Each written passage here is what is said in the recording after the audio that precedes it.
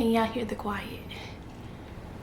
Yes, it's quiet in here. It's quiet in here. That's because the kids are gone. But today we're going to be talking about motherhood. A motherhood topic, which is like mom burnout or being overwhelmed as a mom. A few months ago, I did a video on how I manage it all as a stay-at-home mom. So I'm going to link that in the cards. That's a really helpful video on how I kind of prepare for the day, prepare for the week. But today we're going to talk about overwhelm and burnout. I feel like that's self-explanatory, but burnout is when you're feeling like, you know, you don't really have a lot to give, low energy, you really don't want to do anything, your mood changes, where you're hollering at your kids, or, you know, all of that. And so there are ways to prevent that, right? There are ways to overcome that. And so I wanted to share a few of my tips that has worked for me, because to be honest, being a stay-at-home mom, you know, homeschooling and all of that, it requires you to be like with your kids all the time, sometimes in the same space all the time. With homeschooling, we're typically at home when we're doing our lessons, and then we go out for field trips or errands or whatever the case may be. But the truth is, sometimes it can get a bit overwhelming, especially if you have smaller children who requires a whole lot of your attention, who requires just a whole lot of guidance, and not necessarily guidance, but a whole lot of help, right? And that's not a bad thing, you know, and in no way am I saying that motherhood is hard.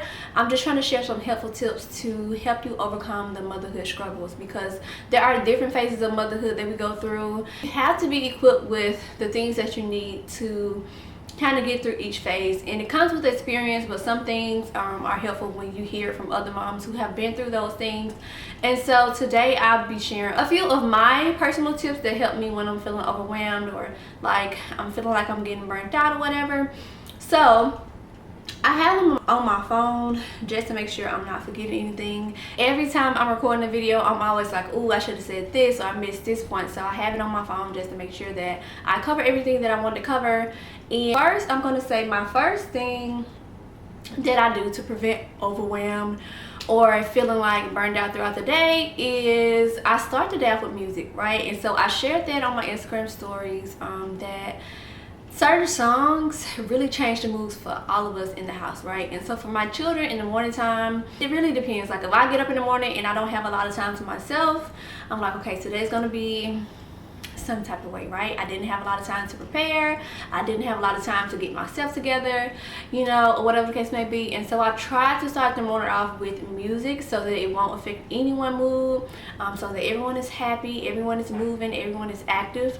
And it really works well with my children, because they're 5, 4, and 1, which means they have a lot of energy, they want to move and stuff like that. And so if you wake up as a mom and you don't have time to yourself, it's kind of like your whole day is behind, right? And you're snappy, you know, you're kind of irritated or whatever the case may be. So start the day off with music, like music where you can dance to. One of the girls' favorites is the cha-cha slide, right? And just little songs that they like. So believe it or not, doing that throughout the day as well change the mood. So even for my son, who's 1, sometimes he get a little whiny, right? He's crying, he wants to be held or whatever the case may be, and I turn on the song and he's fine. He's dancing, he's laughing, he's playing. And so music would definitely shift your mood. And if you have a little playlist that you like, whether it's a worship playlist or a dancing playlist or something that's very soothing and calm for quiet time, like jazz or classical music, that really makes a huge difference in your day, right? Or at least for me. My second thing that I really love to do throughout the day when we just had enough, right? So whether we're homeschooling or the kids are playing in the house and getting a bit too loud, I just take them outside for a walk. And this is not only for them, it's for me as well. Fresh air is something that's so underrated, okay? Because sometimes you really don't need anything but to go outside and smell the air, you know, feel the sun, listen to the birds, and it's such a fun sensory experience for everyone. My son, he loves to look and stop and feel the grass and pull the grass. My daughters are always looking and listening to what's going on around them, whether that's looking at different cars or looking at different trees and trying to name them, or just trying to, you know, be on their scooters or bikes to get some energy out and run or whatever the case may be. So getting outside for a walk is so underrated, but it's so beneficial, it's so helpful. Even when I have my own alone time, like when I go out without the kids, I will usually go to the park for a walk, because sometimes you just need the quiet time. You need the time to reset and just pull it together, right? We can get really overwhelmed when we have a lot of questions coming in, or we have to do a lot of things, or we have a lengthy to-do list. So sometimes getting outside really give you that energy and motivation to come back home and get all of those things done that you need to get done. Once I get back from the park, they usually take a nap and I feel energized to do what I need to do. It's usually a quiet house, or even if it's not quiet, they're fine with doing quiet time. Maybe listening to their story pod or reading some books or whatever, or playing with like Play-Doh or something like that. So that's another thing that has been working for us, and it is especially crucial for you to get out during your postpartum period, those first few months, to prevent like the baby blues and all of those depressive thoughts and stuff like that, because vitamin D deficiency is real. And different deficiencies is real. So making sure that you are getting outside, getting that sunlight, getting that vitamin D is super key to maintaining your sanity, right? No matter how hot it is, y'all, when I'm in the house all day and I go outside, it can be 100 degrees. I am relieved. You know, I can definitely take the heat because it's a whole experience. So my third thing I would say helps me with overwhelm as a mom is establishing a quiet time for the kids. Now, I'm still working on like what specific time of the day that I set a quiet time for them, but it's usually like when I've had enough, I'm like, you know what, mommy needs 30-45 minutes. Go set your timer, go in your room, read your book or play with your toys. You know, no screaming, no hollering. You can take a nap, you can read a book, you can listen to the story pod, but mommy needs that quiet time. And so establishing a time where the house is quiet, where nothing is on, nothing is playing unless it's low music, is really a time for you to regroup, right? Because if you're hearing like hollering and screaming and, you know, all of that all day long, and you don't have any time to just chill, relax, and rest, regroup on what you need to do, it can be really overwhelming. And instead of quiet time, it can be you hollering and you making them go take a nap, or you hollering and you making them sit down and be quiet.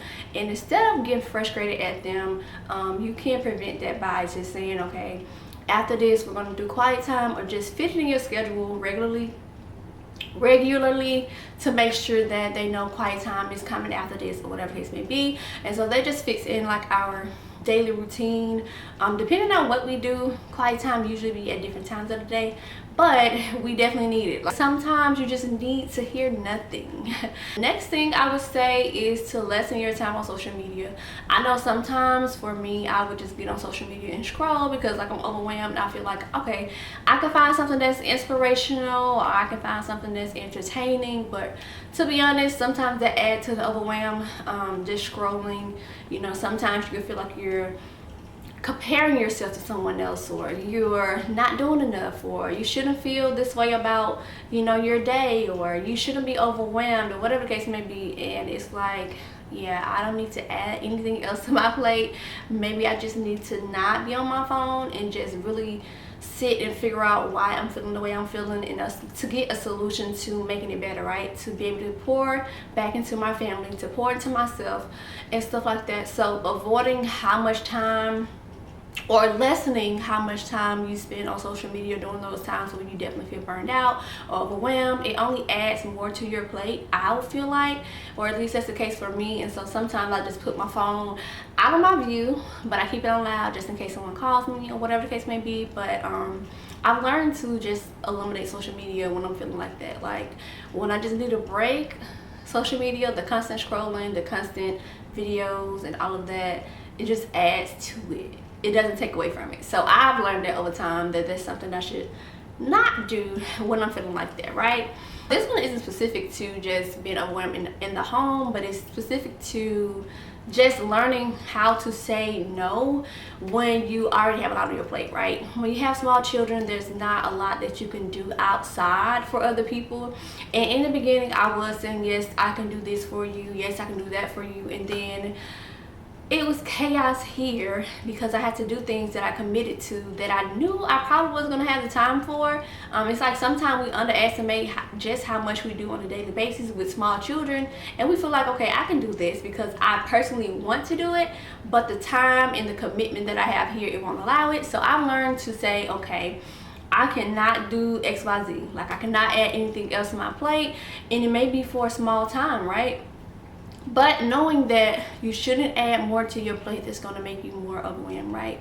Because believe it or not, like when I was doing orders for people as, you know, relatives or friends or whatnot, I would say yes because I love to do those things. But having small children, it was always interruptions. You know, it was always stopping in the middle of me doing these projects, and it was little hands touching things and little hands wanting to participate, and it's like, no, this is not a good idea. So I had to learn it the hard way to not make commitments that I cannot keep. In the moment it sounds good and I want to be able to help, but considering all the things that I have to do, all the things that my children need me to do throughout the day, it's just best to keep that at a minimum when your children are very, very young, because there will be interruptions, right? There will be times where you have to stop what you're doing. And if you have a deadline to meet and you don't meet it, it's kind of like, why did you agree to do something that you knew you weren't gonna be able to do, right? And so I have to learn that over time, that just say no to things that's not going to be immediately beneficial for your family, for your children, for your husband right at that moment, right? We want to always be helpful and help in any way that we can with people who needs that help, but at the end of the day, it shouldn't come at the expense of you being overwhelmed or you being stressed out or you know, lashing out your family because, you know, it's too much, but you have to do it, right? And so that's just something I had to learn over time. I don't know what number I'm on, but something else I would say is to learn to ask for help. Now, this can be tricky because if you are a stay-at-home mom, that usually means that your husband is out working, right? And the last thing I want to do is bother my husband to get the kids as soon as he get home, right? And so depending on what type of day it is, that's usually in the evening time, and I want him to, you know, relax, you know, study, you know, eat, whatever the case may be. So I don't want to overwhelm him and be like, okay, I had a rough day with the kids, can you please watch them for XYZ? But I have learned to ask for help and at the appropriate times, to where he understands that, okay, you had a long day, a rough day, what is something I can do for you? And so whether that's me going out to the store by myself or just me taking 10 to 15 minutes to go, I don't know, just feel the air or go drive down the road, or, you know, just get out of the house for a minute to just, you know, relax my nerves and regroup. You just have to figure out a different way, or figure out ways to get help from people who are able to help you, right? And we don't really have a lot of people that stays really close to us, or a lot of family that's able to help out very often, and so that's not something that I'm complaining about. But, you know, if you have people who are willing to help or who are able to help, I would say rely on them a little bit to kind of relieve you here and there if you're feeling like overwhelmed, you just need to recharge, or you need to take a self-care day. But if you don't have that help, you have to find other ways within your home to help you not get to that point. And your children should not be the reason for your frustration, right? You have to find a way to make sure you don't get to that point. And one thing I've learned is, because I teach my children about emotions and identifying emotions and what they mean and how they feel, they always pick up on me when I'm feeling some type of way. I don't have to say a word, but they will ask me, am I angry or am I frustrated? And sometimes they'll be like, is it because of me, or is it because of whatever the case may be? And it's like, I don't want them to feel like they're the reason for my frustration. It's like me not putting things into place, or me, you know, waiting too long to say that I need help or I need a break or whatever the case may be. And so it's like, you know, you have to make up in your mind to find those ways to make sure that you're always at the point where you can prevent it, right? So I don't want my children to feel like they're a burden, right? Now, don't get me wrong, sometimes there are times where I'm super frustrated because, like, why did you do that?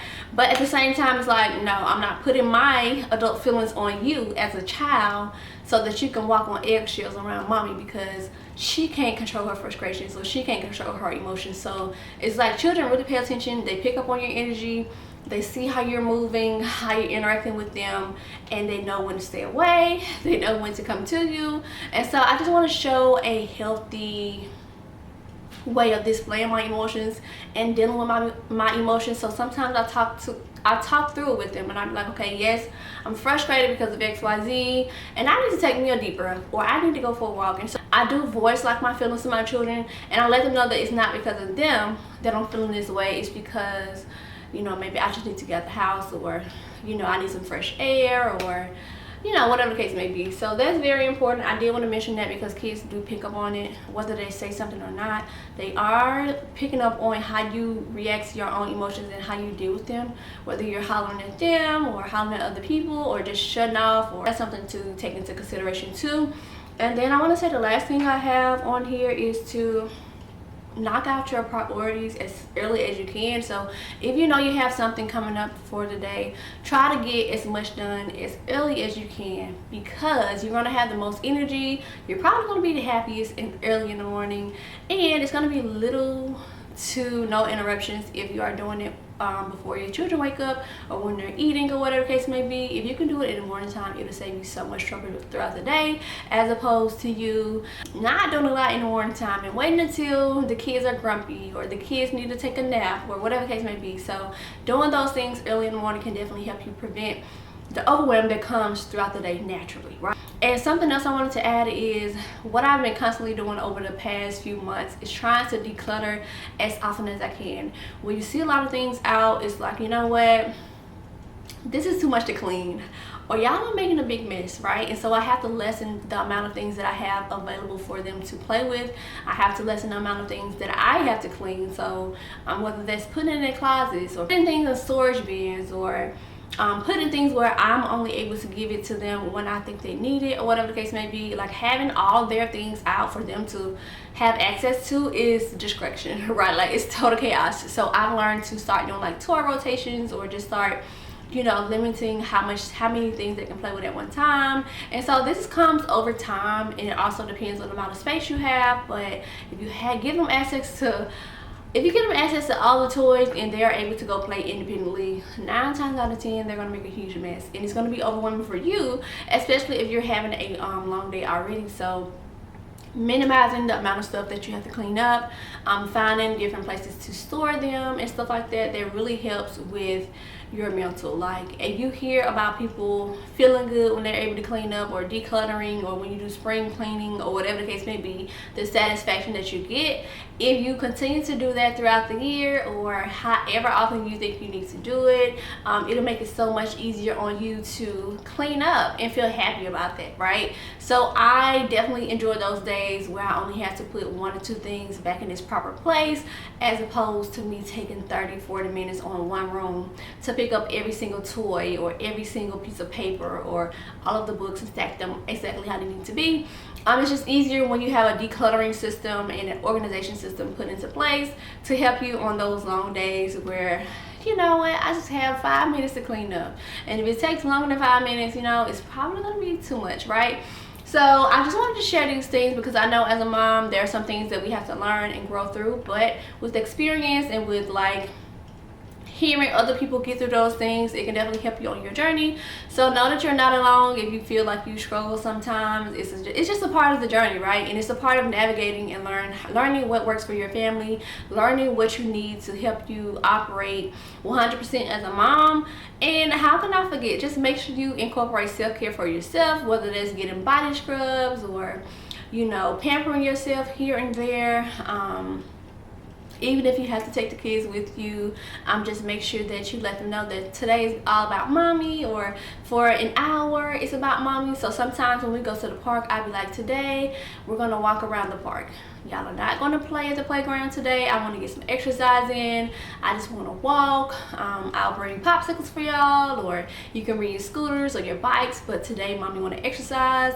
I want to move my body, you know, I want to feel happy, right? And so sometimes you have to voice that to your children, because, you know, 9 times out of 10 it's always all about them and making sure they're happy and healthy and active. But sometimes you have to be like, mom needs this for me today. Today we're gonna do this for mommy. Tomorrow it's about you, right? And we don't always need to recharge daily, but every so often make sure that you put that in your schedule, voice it with your husband, or whoever that's helping you with your children, and be like, you know, every so often I would love to go here. Can you watch the kids for me, or can you set this up for me, or whatever the case may be. So that's all I have to share in this video. If you have any other tips to prevent overwhelm or things that have worked for you, let me know in the comments. So yeah, I may start doing more like what I learned as a mom, or things that are helping me, you know, become a better mom type series. If y'all are interested in that, just let me know. But our next video is definitely going to go back to being something about homeschooling. So see y'all in my next video.